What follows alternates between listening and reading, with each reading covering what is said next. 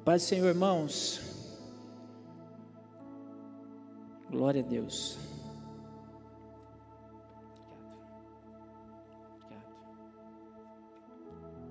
Abra suas Bíblias comigo no livro de Joel, capítulo 2. Aleluia.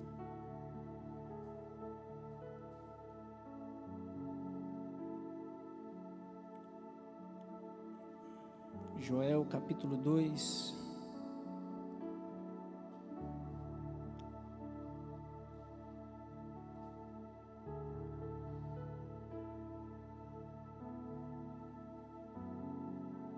Verso 10. Diz assim: diante dele tremerá a terra, abalar-se-ão os céus, o sol e a lua se enegrecerão, e as estrelas retirarão o seu esplendor.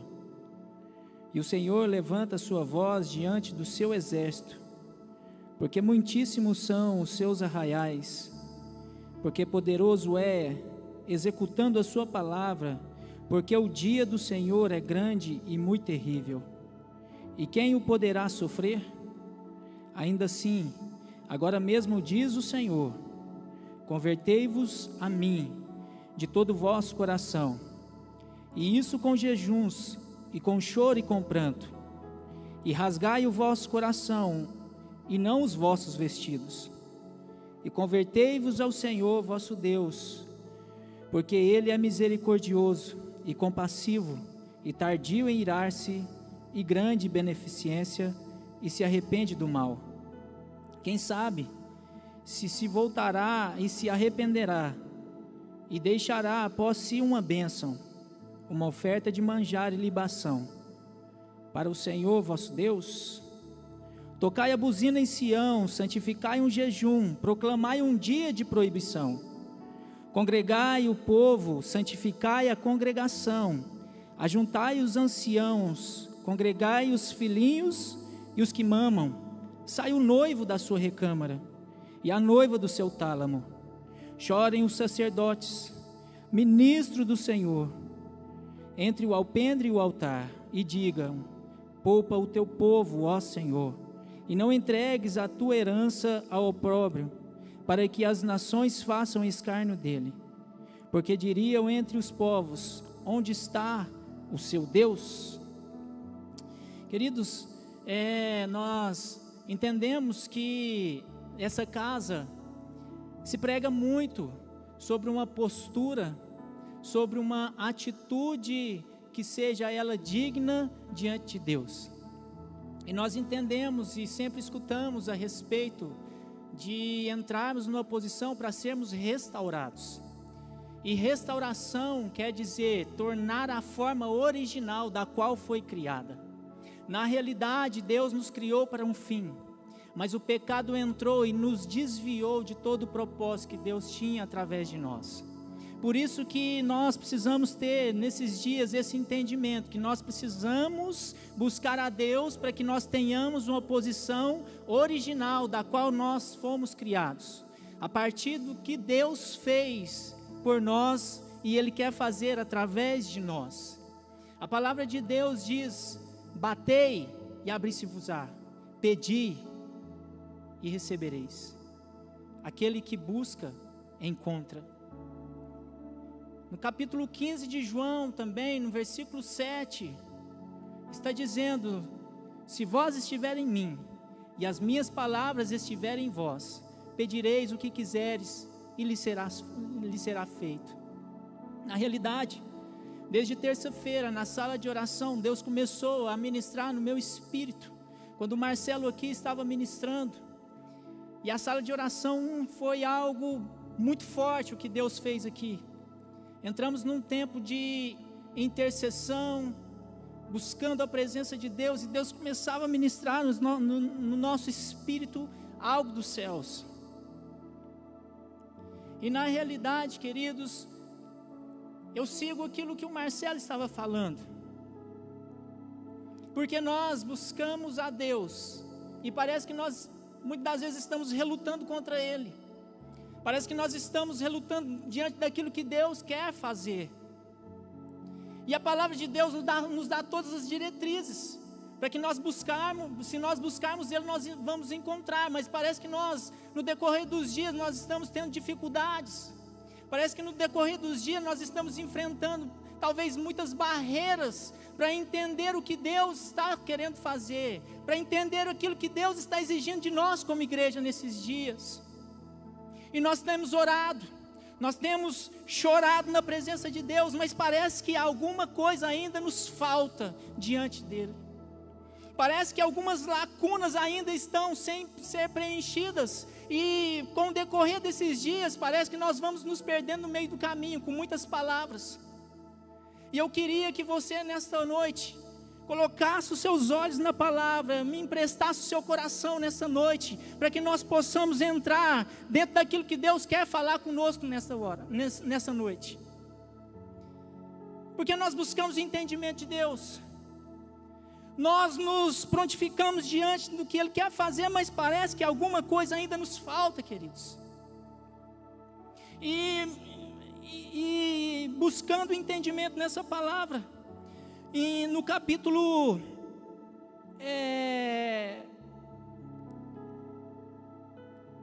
em 1 Crônicas, capítulo 10, nos conta uma história de que quando Salomão ele morreu, Roboão assume o trono. Então Roboão assume o trono, e quando Jeroboão fica sabendo que Roboão assume o trono, ele vai diante dele e diz: olha, vamos caminhar junto. Por um tempo eu estive longe, seu pai colocou um jugo muito pesado diante de mim, mas vamos formar uma aliança. Então Roboão diz a Jeroboão: me dá 3 dias para pensar, e depois, após 3 dias, você volta novamente e eu te dou uma resposta. Então Roboão vai até os anciãos, consultar os anciãos, e os anciãos dizem: olha, traz ele para perto, porque se você reinar sobre eles, se você ajudar eles, você terá um povo fortalecido ao seu lado. Então Roboão sai e vai consultar os mais novos, aqueles que foram criados junto com ele. E os mancebos não dizem as mesmas coisas que os anciãos disseram. E eles dizem: olha, não forma aliança, os açoite. Se seu pai foi terrível com eles, seja dobrado, seja mal com eles. Então ao 3º dia, Jeroboão vem até Roboão para saber a resposta. Mas naquele momento ele não dá ouvido aos anciãos, e ele dá uma resposta, o que os seus amigos mais novos, mais jovens disseram para ele, o que os mais jovens o aconselhou. E ele disse: olha, se o meu pai açoitou vocês, eu vou ser com o meu dedo mínimo mais grosso do que os lombos do meu pai sobre vocês. Então eu não tenho aliança com vocês. E ele foi duro, e aquele povo dispersou. E ali há uma divisão dos reinos, reino do norte, reino do sul. E aonde a idolatria ela vai se conquistando pouco a pouco por eles, vai crescendo, multiplicando sobre eles. Porque Jeroboão torna a capital de Samaria. Ali não havia um templo, porque o povo tinha que ir até Jerusalém para adorar e oferecer sacrifícios a Deus. Mas naquele momento ele cria um templo, ele constrói um templo para que o povo não fosse até Jerusalém, para que não misturasse com eles. E a palavra de Deus diz que a idolatria crescia no meio deles, a ponto de que os seus pecados chegavam com maus cheiros diante das narinas de Deus. Um povo que se corrompeu com o pecado, um povo que misturou, se aliançou com aquilo que não era de Deus. Houve uma divisão de reinos. Só que Deus, Ele queria atrair um povo. E Ele levanta profetas, assim como Ele levantou o profeta Isaías. Quando você lê o livro de Isaías, do capítulo 1 ao capítulo 5, Isaías está dizendo: ai de ti, vocês que entram para dentro da congregação, para dentro do templo, oferecem sacrifício a Deus, mas eu quero dizer, Deus não está escutando vocês. Então Deus, Ele chama Isaías, e Isaías percorre a terra 3 anos, com as suas nádegas de fora. Por quê? O que Deus queria falar com isso? Porque todas as vezes que eles viam Isaías andando nu, eles sentiam vergonha, porque era isso que Deus sentia do povo, era isso que Deus sentia de uma nação que havia virado as costas para Deus. Então Ele levanta Jeremias, um jovem que não se casa, e não tem descendência, ele não tem filhos, e percorre a terra como profeta. E Deus queria dizer: vocês são como esse profeta, que não consegue gerar nada, porque vocês viraram as costas para mim. Deus chama Ezequiel no capítulo 24, versículo 15, dizendo: Ezequiel, pela manhã tirarei as delícias dos seus olhos, amarre as suas sandálias, coloque o turbante sobre a sua cabeça, e não coma o pão de dores que os homens vão oferecer para você. Porque o que Deus queria dizer? Todas as vezes que eles vissem Ezequiel, eles estariam vendo um homem viúvo. Era isso que Deus estava sentindo, era isso que Deus queria dizer à nação: eu estou viúvo de uma nação que virou as costas para mim. Mas mesmo assim Deus queria atrair um povo.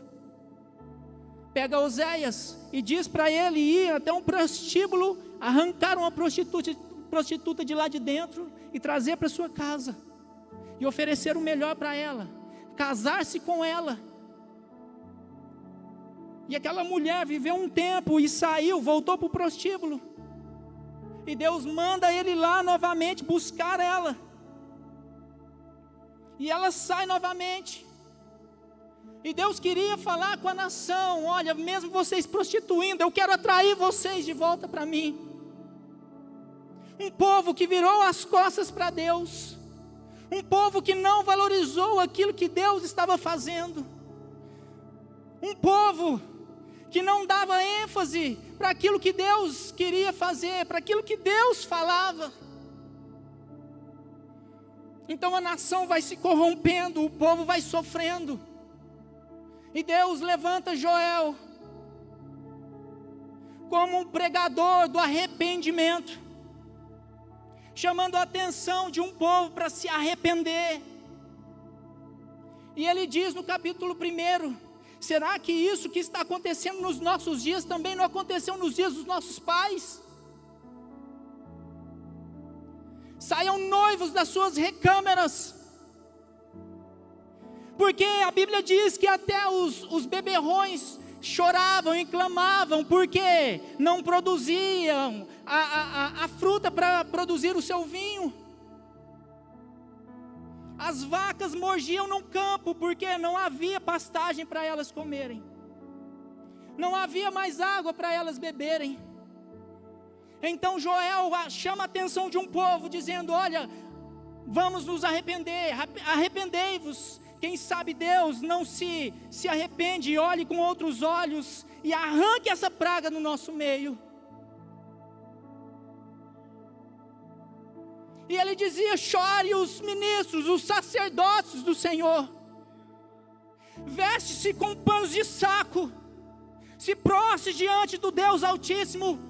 Quem sabe Ele nos tire do opróbrio, Ele não nos lance do opróbrio. Quem sabe Ele nos arranca dessa situação que estamos vivendo, e a sua mão venha sobre nós para nos abençoar, para abrir portas sobre nossas vidas. O povo estava sofrendo, o povo estava assolado, porque um tempo atrás, havia virado as costas para Deus e não tinha atentado à sua voz. Um povo que se negligenciou, mas mesmo assim Deus levantava homens para dizer: assim diz o Senhor, se arrependa, se arrependa. Aleluia. Eu não sei se você consegue sentir nessa noite, irmãos, a atmosfera que Deus está criando nesse lugar. E eu não te digo, não é por soberba, não é porque eu estou ministrando aqui, mas Deus ministrou algo muito forte no meu espírito, e eu pedia para Deus: Deus, me faça conseguir transferir isso para a igreja. Me faça transferir esse coração, Senhor, porque há uma nação, de uma forma global, que está sofrendo nesses dias, aproximadamente um ano, aonde nós entramos em oração, em intercessão, e assim como o Marcelo disse, na terça-feira, parece que nós estamos pedindo para Deus curar, e as pessoas estão adoecendo mais. Parece que nós estamos pedindo para Deus gerar a vida, e as pessoas estão morrendo. Irmãos, nós precisamos entender o que Deus está querendo falar conosco. Nós precisamos entrar de uma forma posicionada. Nós precisamos ter a nossa mente não cauterizada, mas restaurada para esses dias, porque Deus está falando de alguma forma. De alguma forma Deus está falando. Falava ontem com o pastor Douglas pelo WhatsApp e dizia: Deus tem ministrado ao meu espírito acerca de sacrifício e arrependimento. Eu não vim chamar a atenção de ninguém, mas eu vim transferir o meu coração, aquilo que Deus gerou no meu espírito, para toda a igreja nesta noite, ou nessa tarde.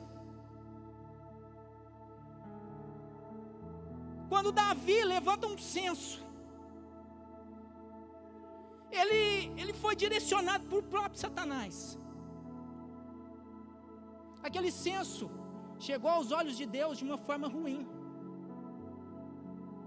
Então Gade, ele chega dizendo: assim diz o Senhor, Davi, a sua atitude foi mal diante dos olhos de Deus, foi muito mal. Então Gade, ele diz: olha, você precisa escolher uma das coisas. Você precisa ter uma posição agora. Ou você decide 3 anos de fome, ou você decide fugir da espada dos teus inimigos, ou você decide cair na mão de Deus. Então Davi, ele diz: olha, eu prefiro cair na mão de Deus, porque Deus tem misericórdia, os homens não têm. E quando Deus, ele direciona o homem, o anjo, até a cidade de Jerusalém, o anjo está com a espada desembainhada em direção à cidade de Jerusalém. E naquele momento Deus olha e ele diz para o anjo parar: embainha a sua espada. Porque Deus viu e retirou a sua mão. E naquele momento Davi, olhando para o céu, ele cai, se prostra junto com os anciãos, vestido de saco, pano de saco. Então Gade, ele chega e diz: olha, Deus falou para mim, você precisa subir até a eira de Araúna e oferecer sacrifício a Deus. Mas entenda, queridos, um dia eu ouvi o pastor Douglas falar isso e eu peguei para mim. Deus não tirou sua mão contra Jerusalém, não foi porque ele caiu, ou a sua misericórdia caiu sobre Davi porque ele se prostrou. É porque naquele momento Deus viu um lugar de sacrifício. Porque o Monte Ornã, ou a eira de Ornã, era também a mesma região do Monte Moriá, onde Abraão havia sacrificado um cordeiro no lugar de seu filho Isaque. E aqui, naquele momento, Deus não vê Davi, Ele vê marca de sangue, Ele vê marca de sacrifício. Então o anjo diz a Gade diz a Davi: Davi, sobe lá, constrói um altar e oferece sacrifício a Deus. Sabe, queridos, que eu entendo? Aonde há um altar de sacrifício, Deus vem com a sua misericórdia. Aonde há um altar construído para Deus, Ele vem. Deus respeita aquele ambiente, porque ali havia um homem que sacrificou a Deus. Abraão sacrificou, ele foi para sacrificar o seu filho, e assim como diz o pastor Douglas, ele havia sacrificado dentro dele, apesar de que Deus havia dito: basta, você não precisa me provar nada. Mas naquele momento ele olha para o lado e vê um cordeiro amarrado num chifre e coloca no lugar de seu filho Isaque. E há um derramamento de sangue, um sacrifício. Então Deus vê um sacrifício naquele lugar. E Deus retira sua mão contra Jerusalém.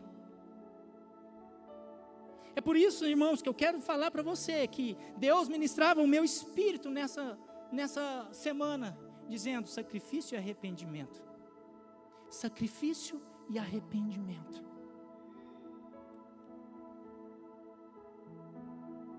Sabe, irmãos, coloca amor nas minhas palavras. Segundo Crônicas 7,14, está dizendo: se o meu povo, que se chama pelo meu nome, se humilhar e orar e buscar a minha face, e se converter dos seus maus caminhos, então eu ouvirei dos céus, perdoarei os seus pecados e sararei a sua terra. Mas preste atenção comigo, nesse versículo, Deus não está dirigindo a qualquer povo, Ele está dizendo: e se o meu povo, e se o meu povo se humilhar e orar, Ele não está dirigindo a qualquer povo. Sabe, irmãos, o que eu entendo nesses dias, que não somente orando ou intercedendo, nós precisamos também entrar em arrependimento. Nós precisamos arrepender. Nós precisamos entrar numa posição de arrependimento, de atitudes que faça Deus retirar a sua mão contra a terra. Porque todas as vezes que nós vimos, através aqui do livro de Joel, Deus ele manda um grande exército contra a nação. Gafanhotos, a locusta, o pulgão, e extermina todas as lavouras. O povo está padecendo. Há uma praga contra a terra que o próprio Deus havia enviado. O próprio Deus havia enviado contra a nação. Uma nação adúltera, uma nação que estava pouco se lixando para aquilo que Deus estava falando. Pouco se lixando. Mas nós entendemos que quando Deus ele envia a praga, levanta Joel como pregador ou pregoeiro do arrependimento, chamando a atenção de um povo, agora mostrando para eles que não havia mais jeito a não ser se arrepender. Não havia mais jeito senão se virar a Deus, de se retornar à presença de Deus. Aquele povo se humilha, aquele povo se arrepende. E sabe o que eu entendo? Que sempre depois de uma praga, está vindo também um tempo de avivamento. Porque há promessas da efusão do Espírito Santo no capítulo 2. dizendo que os velhos sonhariam sonhos, os jovens teriam visões, que o Espírito Santo tomaria eles. E isso acontece em Atos 2, essa promessa, aonde homens que estavam reunidos no mesmo lugar foram cheios do Espírito Santo. Já estou terminando, queridos. Eu quero dizer para vocês que nós precisamos levantar um altar a Deus. Nós precisamos entrar num tempo de arrependimento. Nós precisamos orar, nós precisamos proclamar, nós precisamos interceder. Mas atrás de tudo isso precisa ter uma postura, precisa ter uma atitude para que Deus intervenha ao nosso favor. Irmãos, nós temos ouvido isso. E essa semana eu falava lá em casa, falava com a minha cunhada, e dizia: olha, eu entendo o meu pastor. Quando o meu pastor está dizendo: olha, nós precisamos congregar, nós precisamos orar, nós precisamos ter sim as medidas de precaução, mas nós precisamos estar na igreja. Porque muitos que já ouviram isso podem até ter dito: olha, isso é negligência. Mas não, irmãos, a igreja não pode parar. A igreja precisa estar reunida, a igreja precisa estar posicionada, porque Deus quer fazer através de nós. Deus quer fazer através de nós. E lembre bem, Deus não dirigia para qualquer povo. Deus dirigia a seguinte forma: se o meu povo, se nós entendemos que somos povo do Senhor, irmãos, nós precisamos nos humilhar, nós precisamos nos converter dos maus caminhos, nós precisamos sim nos prostrarmos diante de Deus e clamar por misericórdia, e clamar para que a mão dele intervenha ao nosso favor, porque tem muitas pessoas morrendo, tem muitas pessoas desesperadas, mas nós somos respostas de Deus para essas pessoas. Mas uma igreja posicionada, uma igreja que não se retrai diante dessas dificuldades, porque eu volto a falar, assim como nós temos ouvido nessa casa, foi para esse tempo que nós viemos, foi para esses dias que nós viemos, mas se nós não entendermos, nós ficaremos para trás. Se nós não entendermos, nós não seremos resposta para essa nação, queridos, não seremos respostas. Ei, igreja do Senhor, há um tempo sobre nós. Esse tempo é já, esse tempo é agora, de nós deixarmos aquilo que nós achamos que precisamos fazer e entrar diante de Deus e nos arrepender. Nos arrepender. Sacrifício e arrependimento. Sacrifício e arrependimento. Deus não exige de nós hoje sangue de animal, mas a palavra de Deus diz que nós somos o sacrifício vivo diante de Deus. Aonde, irmãos, me entenda, por favor, me entenda. O evangelho, eu falava isso com algumas pessoas, o evangelho do reino, por favor, me entenda, a princípio nunca foi sobre vida, foi sobre morte, porque aquele que tenta salvar a sua vida, perdê-la-á, mas aquele que perde por amor de Cristo, acha-la-á. O apóstolo Paulo disse: já estou crucificado com Cristo, já não vivo mais eu, mas Cristo vive em mim. A princípio, irmãos, nós precisamos nos entregar, nós precisamos morrer, para que nós tenhamos vida de Deus em nós. Essa é a vida de abundância que Jesus disse, que nos daria vida e vida com abundância. Sabe o que eu entendo? A vida de abundância é a vida de Cristo em mim, aonde nada mais me importa não ser viver para Cristo. Porque hoje nós que entregamos a nossa vida para Jesus, nós não temos mais vida nossa. É a vida de Cristo em nós. E se muita coisa não mudou na nossa vida, irmãos, nós ainda vivemos coisas velhas e não conhecemos afinco quem é Jesus. E muito menos quando Ele está falando. Muito menos. Mas Deus está despertando a sua igreja. Às vezes nós saímos daqui e falamos, nossa, palavra dura. Nossa, mas como o Marcelo falou, o pastor Douglas às vezes nos corrige. Porque nós encontramos, irmãos, nós entendemos que o nosso pastor não está negociando nada.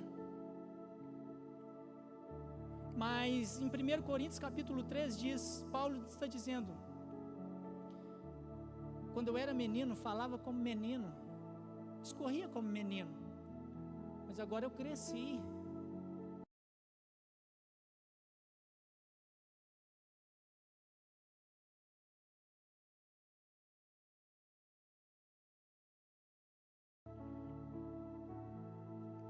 Teve um pai que colocou ele no caminho novamente. E esses dias, irmãos, ouça a voz de Deus através do pastor. Deus está nos corrigindo, sim, para que nós tenhamos uma posição diante dEle, que Ele olhe para nós e retire sua mão contra a terra. Que retire sua mão sobre a terra, contra a terra. E só através de uma posição, irmãos, nossa como igreja,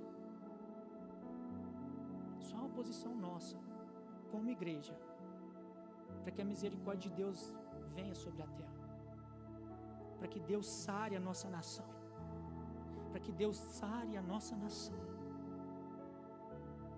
Se coloque de pé comigo.